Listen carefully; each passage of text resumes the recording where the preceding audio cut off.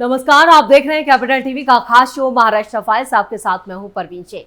आपको बताएंगे मोदी सरकार के फैसले से क्यों डरा पाकिस्तान, सीएम देवेंद्र फडणवीस ने क्यों बुलाई इमरजेंसी मीटिंग, मुरली नायक की शहादत पर क्या बोले एकनाथ शिंदे। इसके अलावा जानेंगे कौन किसे दे रहा है चुनौती, कौन किसकी बढ़ा रहा है टेंशन। साथ ही आपको इन सभी खबरों से कराएंगे रूबरू। लेकिन तमाम बड़ी खबरों में आगे बढ़ने से पहले एक नजर डालते हैं महाराष्ट्र की टॉप हेडलाइंस पर। भारत पाक तनाव के बीच मोदी सरकार का बड़ा फैसला, कोई भी आतंकी हमला जंग माना जाएगा, होगा सख्त एक्शन। देवेंद्र फडणवीस की इमरजेंसी बैठक, महाराष्ट्र में सारी छुट्टियां कैंसिल, अलर्ट के बाद सरकार ने जारी की एडवाइजरी। ऑपरेशन सिंदूर पर महाराष्ट्र में विपक्ष को सताने लगा क्रेडिट का डर, निशाने पर आए पृथ्वीराज चौहान। एलओसी पर अग्निवीर जवान शहीद, मुरली नायक ने 5 आतंकियों को किया था ढेर, फडणवीस और एकनाथ शिंदे ने दी श्रद्धांजलि। शादी के 3 दिन बाद दुल्हन ने फौजी पति को भेजा सरहद पर, नम हुई आंखें। खबरों में सबसे पहले बात भारत पाकिस्तान के बीच हुए सीज फायर की, यानी पाकिस्तान फिर घुटनों पर आ गया और मोदी के सामने उसने सरेंडर कर दिया। पाकिस्तान को भारत ने मुंह तोड़ जवाब दिया और इस बीच भारत ने आतंकवाद के खिलाफ अपनी नीति को और सख्त करते हुए बड़ा फैसला लिया। सरकार के इस फैसले से पाकिस्तान थर-थर कांप रहा था। दरअसल शीर्ष सूत्रों के हवाले से खबर आई कि भविष्य में किसी भी आतंकी कार्रवाई को भारत के खिलाफ जंग माना जाएगा और उसका जवाब उसी तरह से और उसी ताकत और तेजी से दिया जाएगा। यह फैसला ऐसे वक्त में हुआ जब हाल ही में ऑपरेशन सिंदूर ने पाकिस्तान और पीओके में आतंकी ठिकानों को नस्ते-नाबूद कर दिया। पूरी दुनिया को भारत की ताकत का एहसास हो गया और 22 अप्रैल को जम्मू कश्मीर के पहलगाम में हुए आतंकी हमले में 26 मासूमों की जो जान गई थी, उसका बदला भारत ने ले लिया। इस हमले ने पूरे देश को झकझोर कर रख दिया था। भारत ने इसका जवाब ऑपरेशन सिंदूर के तहत 6 और 7 मई की रात को दिया, जब भारतीय सेना, नौसेना और वायुसेना ने मिलकर पाकिस्तान और पीओके के 9 आतंकी ठिकानों को तबाह कर दिया। बहावलपुर, मुद्रिके, कोटली और मुजफ्फराबाद में जैश ए मोहम्मद और लश्कर-ए-तौयबा के अड्डों पर सटीक हमले किए गए, जिसमें 100 से ज्यादा आतंकी ढेर हो गए। भारतीय सेना ने ड्रोन, मिसाइल और लॉइटरिंग हथियारों का इस्तेमाल करते हुए पाकिस्तान को दिखा दिया कि भारत अब चुप नहीं रहेगा। वहीं इस बीच भारत ने 5 आतंकियों की लिस्ट भी जारी की, जिन्हें 7 मई को जहन्नुम पहुंचाया गया था। इनके नाम थे अबू जुंदाल, हाफिज मोहम्मद जमील, मोहम्मद यूसुफ अजहर और मोहम्मद सलीम, घोसी साहब और मोहम्मद हसन खान। यूसुफ कंधार हाईजैक का मास्टरमाइंड और जुंदाल मुंबई हमले में शामिल था। यानी भारत ने जिस तरह से पाकिस्तान की कमर तोड़ी, उसके बाद वो घुटनों पर आ गया और उसने ट्रंप के सामने भीख मांगी, गुहार लगाई कि यहां पर भारत और हमारे बीच में युद्ध विराम करा दीजिए, जिसके बाद भारत और पाकिस्तान के बीच सीज फायर का ऐलान कर दिया गया।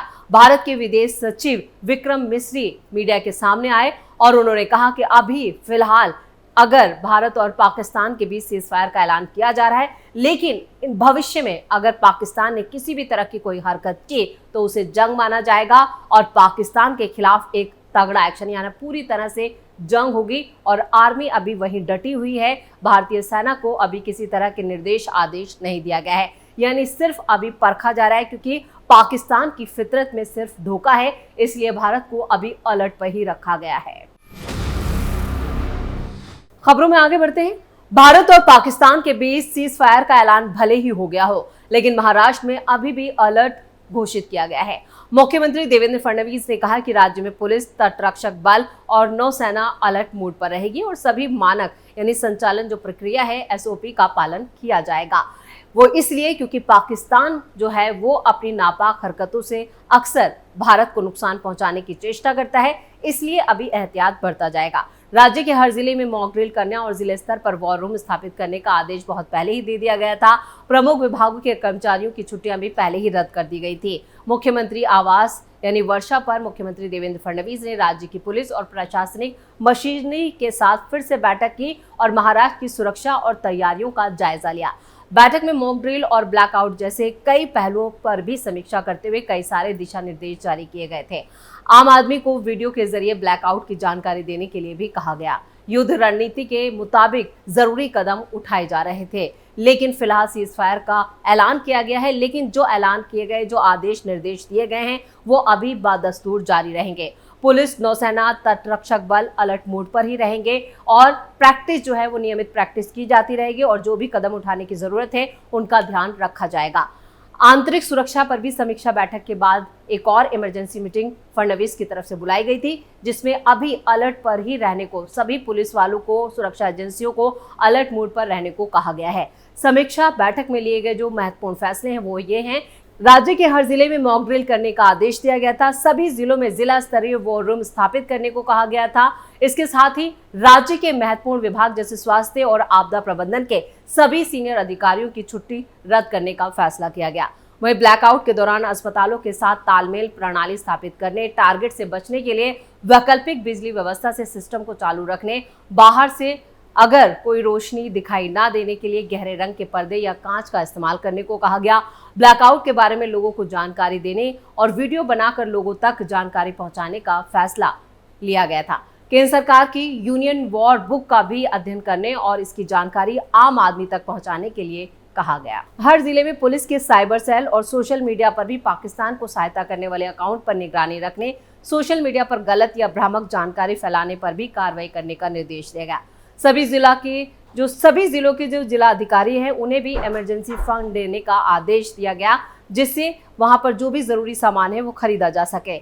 एमएमआर की सभी नगर पालिकाओं की बैठक बुलाकर ब्लैकआउट के बारे में भी जागरूकता देने को कहा। पुलिस को ज्यादा सतर्क रहने और राष्ट्र विरोधी गतिविधियों के बढ़ने से रोकने के लिए भी कड़ी गश्त और ऑपरेशन चलाने का आदेश दिया गया। सैन्य तैयारियों को जो शूट करना है उसे सोशल मीडिया पर प्रसारित करना क्राइम माना जाएगा। ऐसे करने वालों पर फौरन कार्रवाई की जाएगी। यह आदेश भी मीटिंग में दिया गया। वहीं समुद्री सुरक्षा बढ़ाने के लिए जरूरी मछली पकड़ने वाली ट्रोलर को भी किराए पर लेने का फैसला किया गया। नागरिकों को सही और सटीक जानकारी देने के लिए भी पूरी जो व्यवस्था है वो स्थापित करने का फैसला किया गया था। इसके साथ ही जो महत्वपूर्ण बुनियादी ढांचे हैं जैसे बिजली उत्पादन वितरण पर साइबर हमले रोकने के लिए फौरन साइबर ऑडिट करवाने का निर्देश दिया। सरकार और सुरक्षा बलों के बीच भी बेहतर तालमेल के लिए तीनों सेनाओं के प्रमुख और कोस्ट गार्ड के साथ वीडियो कॉन्फ्रेंसिंग से ये मीटिंग ली गई। यानी यहाँ पर जो पहले एहतियाती कदम उठाने के लिए जो निर्देश दिए गए थे वो बदस्तूर जारी रहेंगे, क्योंकि पाकिस्तान की फितरत हर कोई जानता है, उसकी फितरत में धोखा है। इसलिए सिर्फ सीज फायर का ऐलान किया गया है, लेकिन जो व्यवस्था है वो अभी जस की तस बनी रहेगी। पहलगांव अटैक में निर्दोष हिंदू टूरिस्ट की जो जान ली गई, उसका भारतीय सेना ने पाकिस्तान से बदला लिया। 7 मई की रात शुरू किए गए ऑपरेशन सिंदूर से पाकिस्तान बुरी तरह से पस्त हुआ। भारत में विपक्षी दलों की चिंता भी बढ़ने लगी है।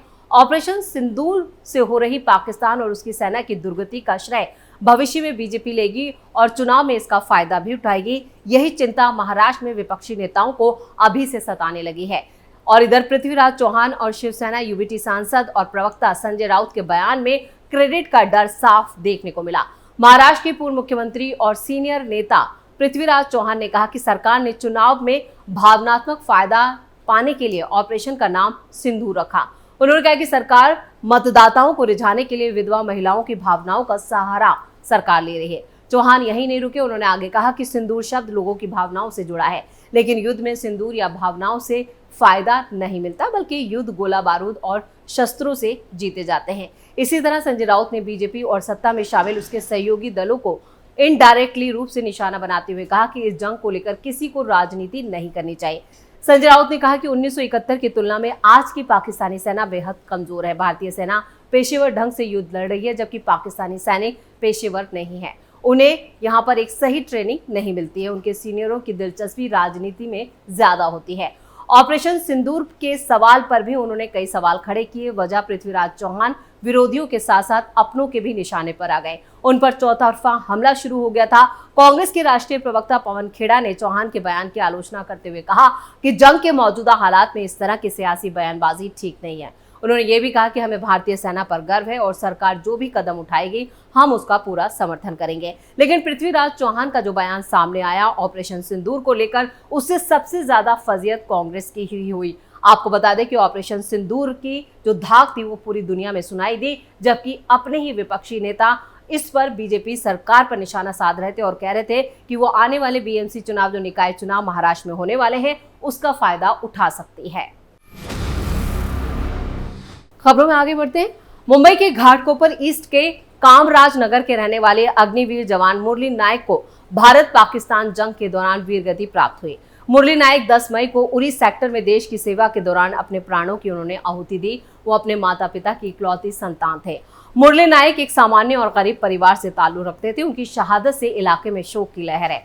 मुरली नायक जो है मूल रूप से आंध्र प्रदेश के रहने वाले थे और उराव कोंडा शहर पहुंचे। सीएम नायडू ने नायक की तस्वीर पर पुष्पांजलि अर्पित की। घाटकोपर के कामराज नगर के रहने वाले मुरली नायक एक सामान्य और गरीब परिवार से ताल्लुक रखते थे और उनकी शहादत से इलाके में शोक की लहर है और लोगों में गहरा आक्रोश भी देखा जा रहा है। वहीं स्थानीय नागरिकों ने सरकार से शहीद जवान के परिवार को समुचित सहायता रकम देने की मांग की है। आपको बता दें कि घाटकोपर पे कामराज नगर में उन्हें भावभीनी श्रद्धांजलि भी दी गई और एकनाथ शिंदे और सीएम देवेंद्र फडणवीस ने भी उन्हें श्रद्धांजलि दी। मुरली नायक जो थे वो आंध्र प्रदेश से उनका ताल्लुक था, लेकिन उनके पिता मुंबई में रहकर काम करते थे। यही उन्होंने मुरली नायक को मेहनत मजदूरी करके पढ़ाया था। जम्मू कश्मीर में नियंत्रण रेखा पर भारतीय सेना के जवान एम मुरली नायक वीरगति को प्राप्त हो गए और घाटकोपर के कामराज नगर के रहने वाले नायक ने आतंकवादी विरोधी अभियान में सर्वोच्च बलिदान दिया। बीती रात पाकिस्तान ने जम्मू, पठानकोट और उधमपुर सहित कई सैन्य स्थलों पर ड्रोन और मिसाइलों से हमला करने की कोशिश की थी। इससे पहले देश के उत्तरी और पश्चिमी क्षेत्रों में 15 जगहों पर इसी तरह की कोशिशों को नाकाम किया गया था। संघर्ष की आशंकाओं के बीच दोनों देशों के बीच तनाव बढ़ गया था और एक फौरन और सटीक जवाब भारतीय सेना की तरफ से भी दिया गया और गुरुवार रात जम्मू और उसके आसपास के इलाकों में जो सभी मिसाइलें और ड्रोन थी उन्हें नष्ट कर दिया गया। सेना के जवानों ने सीमा पार से शुरू किए गए हमलों को सफलतापूर्वक नाकाम कर दिया था। इसके बाद से दोनों देशों के बीच तनाव और ज्यादा बढ़ गया था। हालांकि हमलों के दौरान लोगों की सुरक्षा के लिए सीमा से सटे कई इलाकों में ब्लैकआउट घोषित कर दिया गया था। खबरों में आगे बढ़ते हैं। भारत और पाकिस्तान के बीच सीज फायर भले ही हो गया हो, लेकिन इस बीच जलगांव के मनोज ज्ञानेश्वर पाटिल जो हैं वो भारतीय सेना में उनकी काफी चर्चा हो रही है। हाल ही में 5 मई को उनकी शादी यामिनी से हुई थी, लेकिन शादी के बाद उन्हें तुरंत सेवा में शामिल होने का आदेश दिया गया।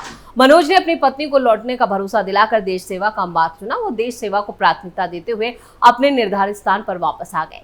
इस साहसिक फैसले के लिए मनोज पाटिल को इलाके में हर जगह तारीफ मिल रही है। देश की सुरक्षा के लिए जवान मनोज पाटिल को उस परिस्थिति में फोन आया जब उनकी मेहंदी भी फीकी नहीं पड़ी। उन्होंने अपने विश्वास व्यक्त किए और सैनिक एक नहीं बल्कि 10 दुश्मनों को मार गिरा कर विजय प्राप्त करेगा, ये उनका आह्वान था। रेलवे स्टेशन पर मौजूद लोगों ने कहा कि सेना की वर्दी पहने एक शख्स को स्टेशन पर परिवार और रिश्तेदार छोड़ने आए थे और इनके बीच एक नई नवेली दुल्हन भी नजर आ रही थी। उसके हाथों पर मेहंदी लगी थी, मांग में फेरों के समय भरा गया सिंदूर था, उसकी आंखों में आंसू थे, लेकिन चेहरे पर गर्व झलक रहा था। ये वो नवविवाहित थी जिसकी शादी 3 दिन पहले हुई थी। घर के रिश्तेदार वापस नहीं हो सके और पति को देश की सुरक्षा के लिए निकलना पड़ा। पत्नी यामिनी ने कहा कि मेरा सिंदूर मेरे देश के नाम है। उन्होंने ये भी कहा कि वो अपने देश को अपना सिंदूर भेज रही है। यानी जिस तरह से ये पूरा किस्सा हुआ और जो वीडियो सामने आया रेलवे स्टेशन का, वो सोशल मीडिया पर जमकर वायरल हो रहा है और यामिनी की जमकर तारीफ हो रही है। आप भले ही यहाँ पर भारत और पाकिस्तान के बीच युद्ध विराम का ऐलान कर दिया गया हो, लेकिन सभी जो देश के मौजूदा सैनिक थे और जो सेना के जवान थे, वो उनके पराक्रम और शौर्य की तारीफ हर जगह हो रही है और ऐसे कई किस्से कई राज्यों से निकलकर सामने आ रहे हैं। कुछ हमारे भारतीय सैनिक भी वीर गति को प्राप्त हुए। उनमें से कई सैनिक ऐसे थे जो छुट्टी पर थे, उनकी छुट्टियां कैंसिल कर दी गई और सीधा उन्हें अपनी ड्यूटी पर तैनात होने के लिए कहा गया। उनमें से ही एक पाटिल थे जो अपनी 3 दिन की शादी के बाद सीधा अपने काम पर लौट गए और अब उनकी जमकर तारीफ हो रही है। इसी के साथ महाराष्ट्र फाइल्स में खबरों का सिलसिला यही खत्म करते हैं। बाकी खबरों के लिए आप जुड़े रहिए कैपिटल टीवी के साथ। वीडियो को लाइक करें, शेयर करें और कैपिटल टीवी को सब्सक्राइब जरूर करें। नमस्कार।